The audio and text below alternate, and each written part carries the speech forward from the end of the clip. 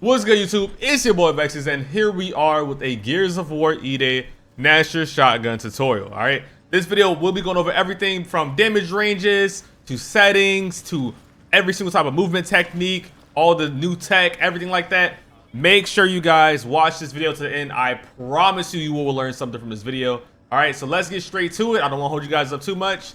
Let's get it. If you guys notice, I am in this section that is called weapons testing. All right, this is good to learn the damage ranges so you guys can see for yourself, get a little feel for the shotgun, the way the gun kicks up a little bit.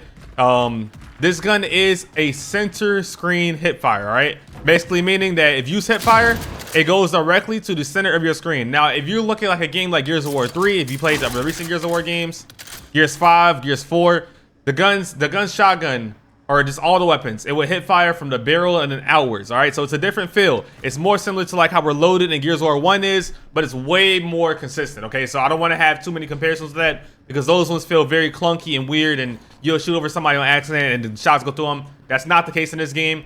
I would even also say this game is even closer to a hybrid when it comes to it being center screen, because it feels like when you're very close to an opponent, I'll show you guys right here. You start this exercise. It's gonna bring a few drones over here. And it gives you the versus tuning. Okay, do not worry. It is the versus tuning. They just stand still like dummies, right? So what you notice here is like he's not technically center screen, but if I shot, he's gonna die. And what that basically means is that as long as your shotgun is in them, you're gonna get the kill. And you'll have to look downwards like you did in E-Day. I mean, in Reloaded in order to get the kill. You still can get it, but it's not, you know, the most efficient way to do it. You can look straight up or look straight forward, and you get the kill that way. Okay. So one of the biggest things in this game is the shotgun, right? That's why you guys on this tutorial anyways. It's gonna be your most deciding factor out of any starting weapon, or honestly any weapon in this game, because you have it every single time, right? Do not trade your Gnasher for anything, okay? Even if you pick up the instant shotgun, trade your Lancer. All right, do not be one of the bots that trade your fucking Gnasher, okay? You never want to do that. This decides the majority of your fights. You're gonna notice that Gears of War is pretty shotgun dominant. It's the same way in this game, okay? And I will say, hopefully by the time you're watching this video, if you're watching it maybe some months after, I don't think they're going to change too much in the shotgun tuning, because in my opinion, the shotgun's actually very balanced. It's one of the best launch shotguns we've ever had in Gears of War. I'm not even trolling. So let's get straight to it. This game has so many new mechanics in it that you are going to need to check your settings and pick something that you feel is reliable and comfortable. All right. So what I am playing on is a control scheme called Modern. I'll also make a best settings video too after this, where I just kind of make a deep dive into every single control scheme. But I don't want to take too much time and make this a fucking 40-minute tutorial, because that's not really what this is for, in my opinion.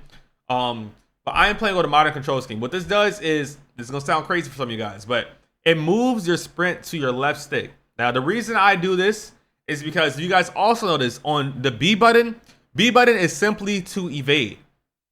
This separates any chance of misrolling, okay? Because on top of evade, you also have a new jump mechanic. All right, and you could jump without it being, a lot of people thought that you could only jump from area to area. I could just stand right here, I press Y, I jump. Okay, you can jump just anywhere. So I play on modern. To go even further, I play on modern because it changes where your evade is, and you are going to have to use this slide while sprinting command at some point. And it also makes it easier to use the command because there's another one called let's say Legacy. Legacy is what you guys know from recent Gears of War games. So I got any OGs out there, any Gears vets out there. Legacy is going to be your standard Gears of War settings. You know, it's A to use, pretty much use everything. But the problem with this is that it feels very weird when it comes to trying to do a slide while sprinting, and running around. Like it's almost impossible if you do not play paddles. Like you see, because I can't even do it. I play claw. I've been playing claw for years too. But if you see how sprint is is A, and then slide is X, and you have to press it while you're sprinting. So you pretty much have to press two different inputs while sprinting. And pressing two buttons at once is that shit is hard. Like honestly, it's not easy. So I would recommend Modern. Modern is what, you know, TC has added to the game to take control. They think this is probably gonna be the best control scheme. So I will absolutely prefer you guys use Modern. And if you want to get a little weird with it, I know some of you guys will have your own custom binds because you guys don't like to have the reload on X, right? You can switch that around if you want. You can switch that around a little bit and have your own remap settings, okay? I didn't remap anything. I actually got used to this. I like how it feels. If you don't want to try Modern, I recommend you guys to play Legacy Alt.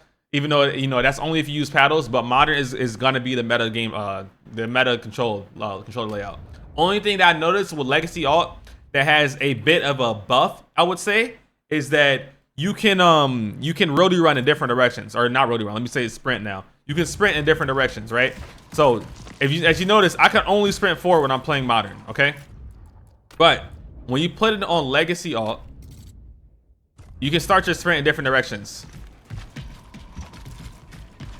It's still super delayed, so it's not gonna be like it's something that's gonna be like ever so effective. Modern's still gonna be the best, but it's just something take mind of. If you guys feel like that's gonna affect the gameplay, which I really, after the time I played this, I don't think it's gonna affect your gameplay. I think modern's gonna still be the wave, just because of how fluid you're gonna be moving around the map. All right, so to not go any too much further into it, let's go even further down. A few big settings right in here is going to be your slide to cover being on. All right, it kind of automatically instant covers, but this only like matters if you're non-alternate. So I would honestly turn this off if you're non-alternate, because it gives you, I guess it will give you slightly more control. Make sure you remember last aim state is not on. This basically means when you're zoomed down, if you zoom down your sight in your sniper or whatever, and then you unrelease your left trigger, your ADS, and you like aim back in, it's gonna automatically be zoomed in. You don't want that either. Aim assist only has to really do with versus. Just keep it on default. It's not gonna make it crazy for fucking versus. If you put it on lock on or something like that, it has to do like the PvE game modes and campaign and stuff like that. Now these settings down here, this is huge. But this, you want to turn this off, okay? This is gonna give you way more screen control. Turn off auto look horizon so your camera doesn't automatically snap back up when you're walking, okay? You don't want that, all right? Keep it off so you have full screen control. Now lean out transition, I felt like what this does is it makes it way faster to go around corners. And I think this is good. I haven't got too used to it, but I'm pretty sure it's gonna be a meta, so I'm actually gonna turn it on right now. I've been talking about this a minute with my homies too that played it as well. And numbers wise, you gotta press controller. Okay, you scroll down a bit. You keep all of these off, right? You don't want to invert anything. You don't swap stakes. This is all gonna make you feel crazy. Now I do play on my max look sensitivity and vertical sensitivity. I feel like it gives me a little bit of a little bit more control, or a little bit more like speed to my movement. Now I will always say, guys, listen, you do not have to play max sensitivity. Okay, it's not the easiest thing to control, especially because my aim acceleration is higher than it normally is. Play what is comfortable for you. All right, my hands are gonna be different than your hands. Your muscle memory is gonna be different from mine. All right, if you want to play 20 sensitivity, you can get away with it in this game. You do not have to play a super high sensitivity, but I will recommend you guys to not go anything below like 18, or you're gonna actually be at a disadvantage at that point. You're not gonna be able to turn around easily when somebody's behind you. You're gonna lose a lot of reactivity. Okay, so if you are gonna go low, try not to go too much below 20. If you can't control 20 and you gotta do it, okay, that's you gotta do what you gotta do at the end of the day. But that's just my personal recommendation. My aim acceleration is a 1.5, but I would recommend it for a lot of you guys to keep it on 1.0 because 1.5 might feel a little bit too fast. 1.0 is going to be similar to what linear response curve feels like in other games, where it's just a straight raw input. It's just 1-to-1, and it's going to feel very smooth for a lot of you guys, because it's just directly whatever you put in on your stick, you're going to see that in the game. Okay. Now when it comes to dead zones, these games are same thing as pretty much every other game. Your inner dead zone is going to be the center of your stick, right? It's going to be pretty much, if you can imagine a tiny little circle in the center of your stick, where if you have to move it outside that circle for your sticks to start registering, that's what the inner dead zone is, okay? And I have mine on 0.1 because even with Hall Effect sticks, this game actually has true 0 dead zones. I'll raise up a little bit because I don't want it to be too sensitive. And I put my left stick outer a little bit lower because I want a little bit more fast reactivity with my movement. And what outer dead zone does is it decreases the maximum range, right? So instead of having to push my left stick all the way this far to get to 100%, I can push it this far and get to 100%. I can push it a little bit less and get to 100%. So I'll raise that a little bit lower. And then you always want to keep your right stick on 100. Okay, you want to max that out because you want to have full range of motion. It's going to give you the highest precision. And then I also have that at 0.1 as well, because that's what works for me. Now if your controller has a lot of stick drift, raise that right stick in the dead zone, and you're gonna feel the biggest difference. Okay, you don't want to really go over 0.3. If you gotta get over 0.3, I will just recommend you to replace your controller. To be honest, get something with Hall Effect sticks, man. Gnasher is that's the best controller you can get right now, especially for the price as well. Get a Gnasher G7 Pro or a G7 SC/HE. You get 2 paddles. For the Pro, you get 2 paddles and the top buttons. You really can't go wrong. You get an entire app to customize your game. or your controller. So can't go wrong when it comes to that. Okay. Then when it comes to graphics settings, this game doesn't seem the most like optimized when it comes to, you know, getting extremely high frames. But I'm pretty sure I'm playing this in a preview, and it's probably a little bit unstable right now. It's probably gonna be way more stable in the future because it honestly feels great. And I don't think this is a true 120. It doesn't look like 120 anyway. So I would say max the FPS out to whatever you can. If you guys are on PC, I am on PC right now, but I'm playing controller, as you guys know. Upscaling quality, I always run native. Performance is if you don't have something like me. As you guys see, I have a pretty good, you know, GPU and CPU, so my settings might differ from yours. All right, don't go too into this. If you do want maximum performance though, the best thing you can do that's law in any game is you put your upscaling on DLSS, because this one doesn't have a native upscaling method, and then you put everything native, and you run everything that's down here on low. That's like the simple way to do it. You just run everything on low, and variable rate shading off as well. So that's the easy one to do it. Now, audio configuration, competitive focus is going to be the most fire thing ever. Okay, it's going to highlight your sound, you know, your footsteps, weapons, and stuff like that. You're going to want this so you can have a advantage, or not really advantage, but you will hear footsteps more. Okay, it's going to be huge. Definitely use this setting in your audio configuration. It's pretty important. Now, interface, I didn't really change interface that much, but I did add, I think I added my hit marker audio. So hit markers are still in the game, but you can add your audio for hit markers. I would honestly recommend you guys do like keep the tutorials on for now. I know they probably look annoying when they pop up in your screen and stuff, but let y'all get used to the game a little bit more. There's gonna be probably some things I might miss in this video when it comes to like certain weapons and stuff like that. I'm definitely not gonna talk about this as a Gnasher tutorial. So you want to keep those on for now. Hit markers on.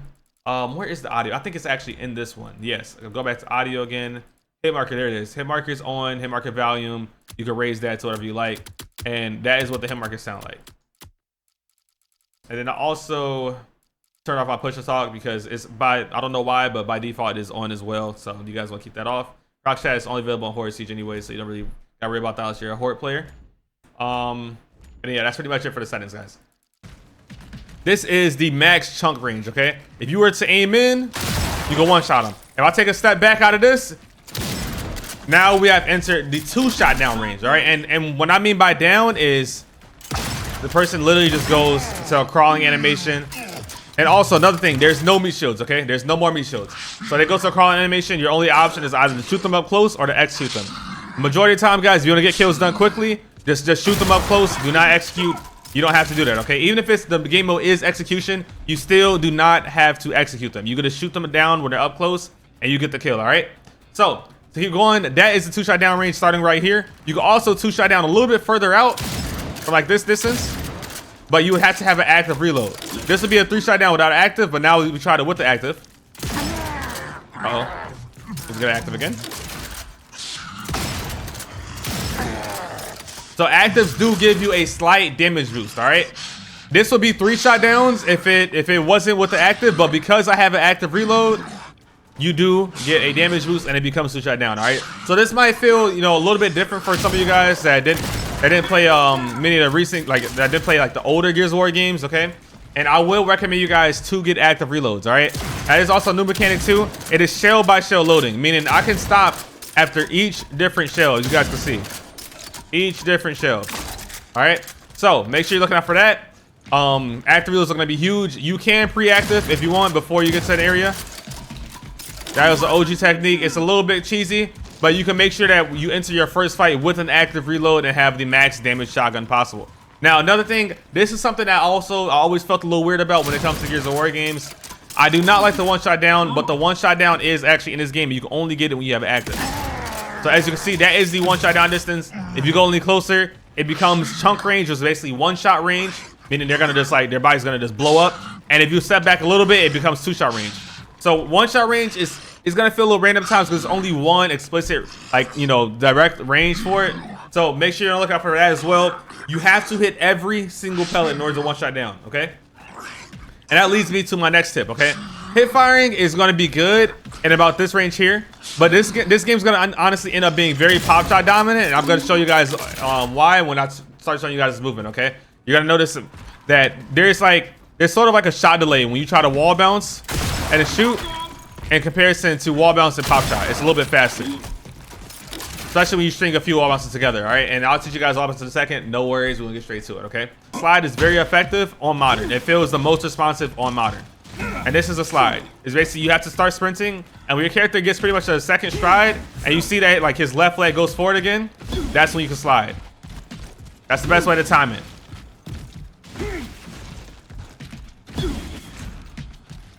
This is gonna be very useful too, because out of this slide, you can grab cover. So you're gonna notice like the natural way to move around the map, you're gonna see like a lot of up A's. I'll explain to you guys what up A is if you guys don't know. No worries. Into slides. Okay. I also recommend you guys try this training grounds mode. It's actually pretty fire. You don't have to start the game or anything like that, and you just get straight to it. Slide through little crevices like that. All right.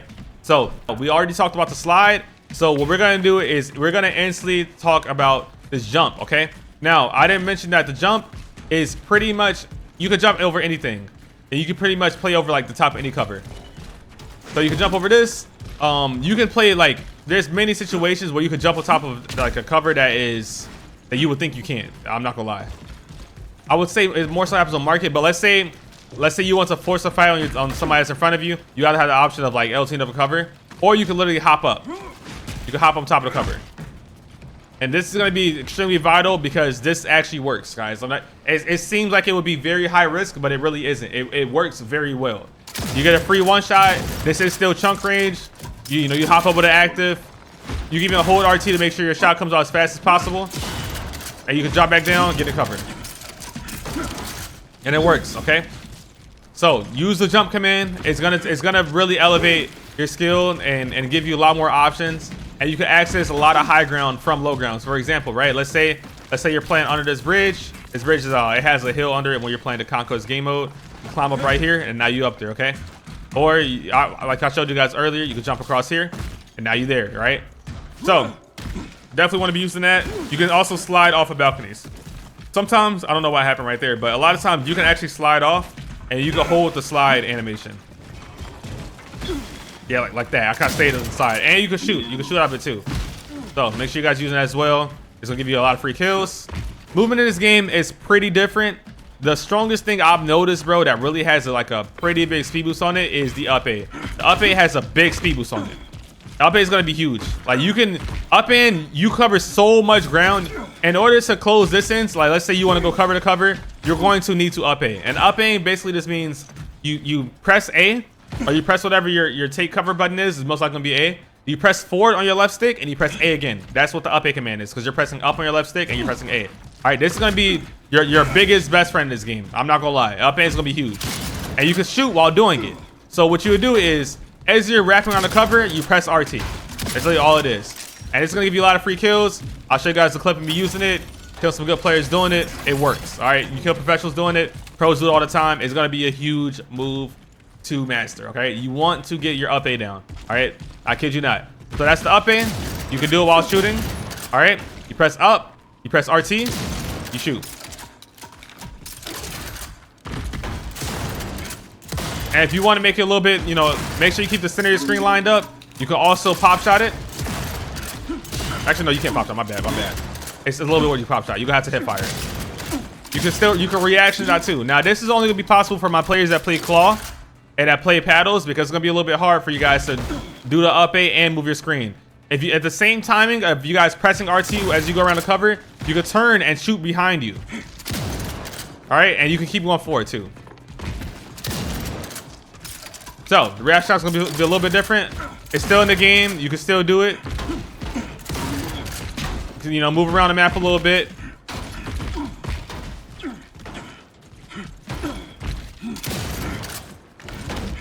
All right, so now let's get to the wall bounce. The wall bounce isn't extremely OP because of you can only cancel the slide when you're like this close to the cover. You can't cancel it when you're very far away. The game makes it where you have to be pretty close to the cover in order to cancel it. And all I'm doing to wall bounce is I press my A button to start to slide towards the cover, and I just pull back on my left stick. That's really all bouncing is. You press A, you pull back on left stick, and you use your right stick to turn, look at the next wall near you, press A, pull back on the left stick. That's really all it is. You can't really string them together without pulling back. You have to kind of pull it back most of the time. or it's gonna feel like a little bit more like slower.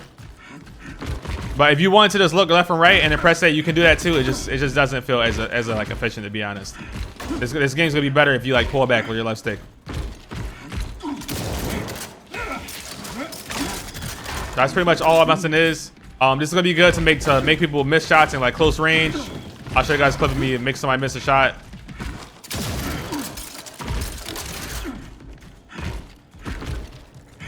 Yeah, you guys are definitely gonna want to learn the wall bounce. It's gonna be pretty big for you guys.